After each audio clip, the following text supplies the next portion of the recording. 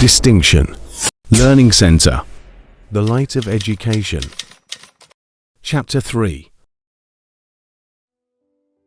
There was a long, interminable silence in my narration.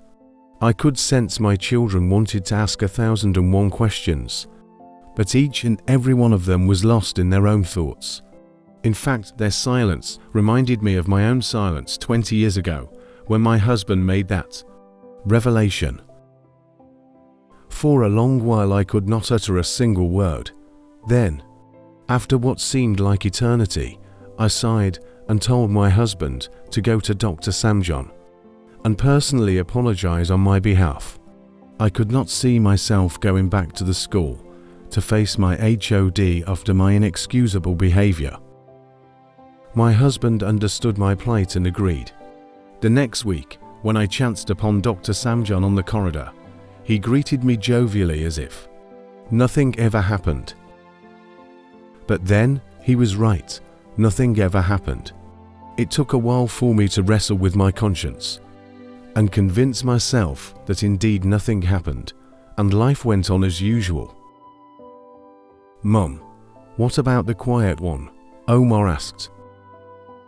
"The quiet one? Oh, the story my husband told me. About our neighbor? Yes, Mummy, let's hear that one." All my girls seemed eager to hear that story. I stood up to let the blood circulate to my lower limbs, then resumed my seat and recounted to them the story of the quiet one, as my husband told me. I looked at Omar in the face and told him that the tale I was about to tell would be more relevant to him, since he was the one leaving our tiny community to a bigger city. He should not judge people on the face value. Never judge a book by its cover. And he must learn to trust sparingly. You do not just trust everybody you meet. I reminded them that in our little town, almost everyone knew everyone else in Lafayette. The tradition had since been established that no stranger was hosted or given accommodation without the knowledge and approval of the district head, the UTME. The wisdom of this tradition was to ensure that no criminal or fugitive from justice was harbored or accommodated in the village. Our culture of neighborliness was superlative. This was contrary to what obtained in the town. In the town, everybody came and went as they pleased. Indeed, it was not inconceivable that two people living on the same street, or even next-door neighbors, could live 4 years without knowing who the other person was. In Lafayette, the story was different. Everybody knew everybody else. In the case of the quiet one, everybody knew when he was born, or more precisely the circumstance of his birth. His parents were bona fide citizens of Lafayette, and they were known to be a very pious and humble couple. For several years after they were married, they did not have children.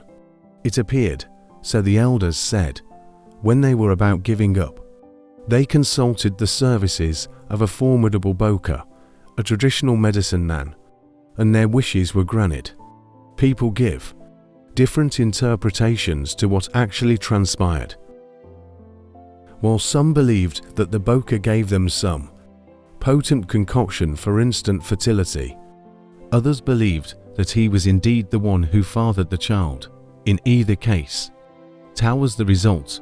He was called Tal on account that shortly after his birth, his mother died. Thus, the secret of how he was fathered remained a secret.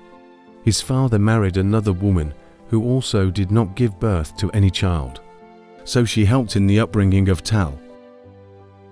Tal was not called the quiet one at birth. It was his reticent nature while growing up that earned him the title. He was never known to have engaged in fisticuffs with anyone, even as a young lad. He withdrew into himself, and this silent character stood him in good stead whenever issues of responsibility arose in the community. He was barely 20 years old when he lost both his father and stepmother in a car accident. This compounded his state, and he withdrew further into himself. Tal was alone, literally alone. He had no one to consult or to speak to. No one knew what he did with his evenings and nights. But from 8 o'clock in the morning to 4 o'clock in the evening, he would go to work at the local government office, where he served as a driver. At the office, he was always on the first row during prayers. He was so dedicated to his piety that people actually believed that there was something about him that indicated holiness. Tal never argued on any issues. He hardly disagreed with anyone even if he was right. He never raised his voice on anyone. That was how he got the appellation of the Quiet One. Then one day, just one day, things stopped being quiet for Tal. He had unwittingly established a pattern in his market. Purchases over the years to the extent that the grocery stores he patronized knew at once what he was coming to buy. It thus became curious when suddenly the grocers discovered, for over a week now, Tal's requirement doubled. The people knew he was alone and could not possibly consume all the items he was buying all by himself. One of them thought it was wise to call the attention of the district head. When Tal was summoned, he gave himself away. By his very inability to answer the simple questions put forward by the Hakimi, the district head, the session began ordinarily but ended with a sad dramatic twist. "What did you buy in the market today, Tal?" the Hakimi asked. It was a few measures of rice and some palm oil. Tal was fidgety and seemed suddenly ill at ease. "What precisely did you need a few measures of rice for? Your customer here said you used to buy just a measure, which lasts you a few days. The measure of gori you also used to buy suddenly doubled." "Yes, Your Highness, but I just thought I should buy plenty, so I would not suffer want in the event I have no money." "So where do you get all the money to make these purchases now?" Tal bowed his head and studiously looked at the ground, the posture of an archaeologist who suddenly had a gut feeling that something precious was hidden under the very ground he stood on. He stood there mute. The people were getting restless. They seemed to think as one that this was the moment when the silence of the Quiet One was not a virtue. He had better speak. Just then there was a loud commotion. Coming from outside the gate of the district head, there was a loud siren, as of a police vehicle, or that of a military escort, which came to stop outside the entrance of the Hakimi's residence. In fact, it was not one, but 3 police vans that came to stop outside the gate. The villagers were first mesmerized by this rare forceful movement, and they became alarmed. It was an unholy sight, and given the speed with which they came and parked before the entrance of the Hakimi's residence, the whole thing spelt something ominous. This had never happened in the history of Lafayette community. People thus surged to find out what was going on. On hearing the siren from outside, Tal sprang up and bolted into the Hakimi's house. The courtiers pursued him and brought him back. This act of attempting to run confirmed to the people that if nothing else, Tal was guilty of something, but guilty of what? Nobody knew. "What's wrong with you, man? Why are you suddenly scared of a siren?" one of the courtiers asked. Before Tal could respond, 3 policemen, armed to the teeth, barged in on the Hakimi and his courtiers. "Is this the palace of Hakimi in Lafayette?" one of the mean-looking policemen asked. "Yes." The Hakimi replied simply and added, "I am the Hakimi. We are looking for one of your subjects in connection with kidnapping, armed robbery, and extortion." "That is impossible," the Hakimi said. "We are a quiet and peace-loving people here. Our community has never apprehended even a common thief, let alone a kidnapper." Well, we learnt differently." The policeman turned to one of his colleagues and said, "Go and bring Zoki in here." Zoki. Everybody was shocked as Tal repeated the name. he swooned and fell. Those who observed at close range noticed that he actually urinated on his person. Do you have a person named Tal in this village? Ina lillahi wa inna ilaihi raji'un, the courtier said. We did not ask you for any supplication, the police officer said sarcastically. That was more of a pious resignation to reality, the Hakimi said and added.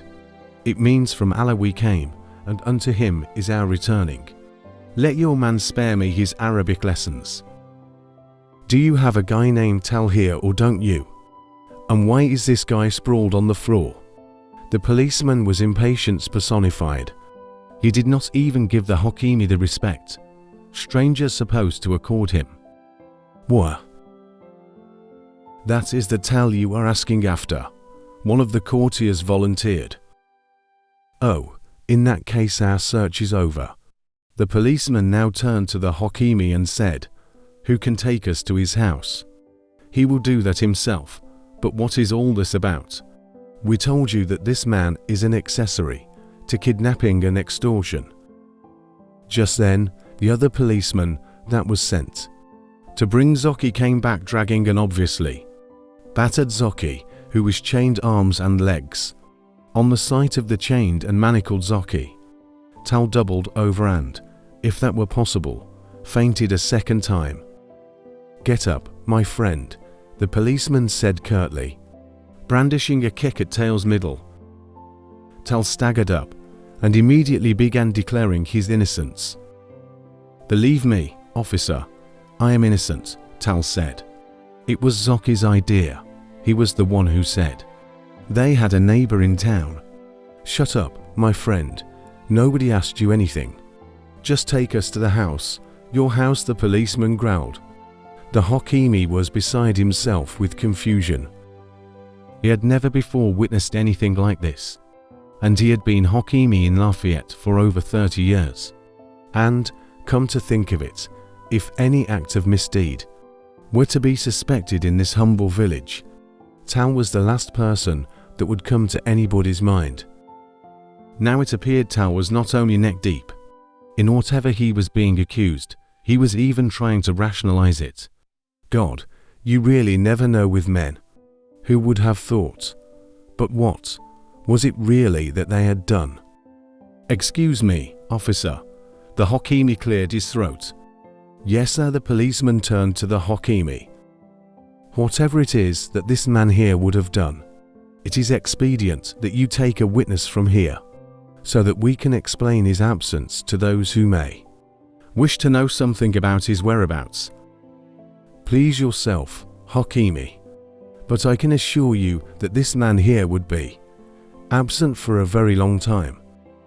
Who among you wants to follow them to town to report what is happening there? The Hakimi turned to his courtiers and other members of the community who had earlier trooped in to complain that Tal was observed buying more foodstuff than he was used to buying. They had observed the trend for almost 1 week before they decided to take action. The people cringed and turned their gaze away from the Hakimi.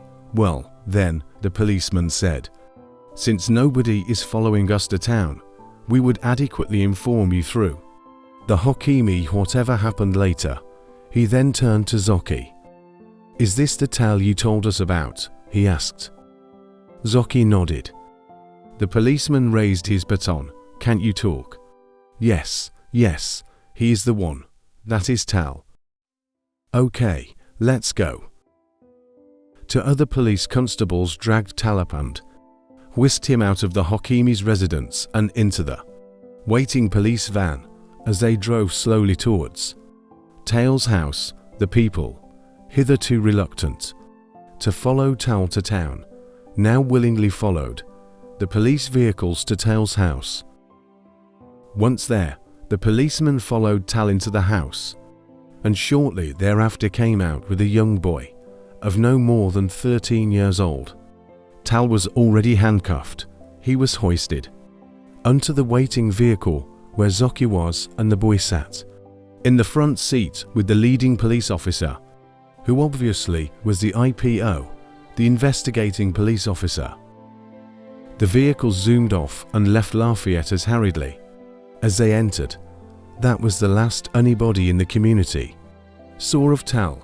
There was a rumor going on some years later that he was sighted in the border town up north, where smuggling thrived. This rumor was, however, unconfirmed, and it fizzled out as fast as it started. The vehicle zoomed off and left Lafayette hurriedly. As they entered, that was the last anybody in the community saw of Tal. There was a rumor going on some years later that he was sighted in the border town up north, where smuggling thrived. This rumor was, however, unconfirmed, and it fizzled out as fast as it started. Of course, the UTME reported that the IPO sent a message detailing what happened in the Tal saga. Tal and his fellow conspirators were sentenced to some years of imprisonment with hard labor for kidnapping and extortion. The story the police told was intriguing in its simplicity. Tal was pressed for money and he went to town on a weekend and he met Zocchi. Zocchi had a better idea. He told Tal that at the GRA there was this businessman friend of his who would always be seen driving with his son in his car. If they could abduct the son, Zocchi was sure the father would pay anything for ransom. Somehow the boy was drugged and abducted, and in the middle of the night they brought the boy to Tal's house in Lafayette and kept him for 1 week before the police came and freed the boy. The boy's father had been contacted and warned never to involve the police. The father reasoned that the kidnappers were amateurs, since their asking price was 1 million, and later came down to 250,000 naira. Zocchi was arrested at the point of collecting the ransom. "Wow, that is some story, Mum," Omar said. "It appears to be a general admonition to all of us. Why do you say it is of particular interest to me?"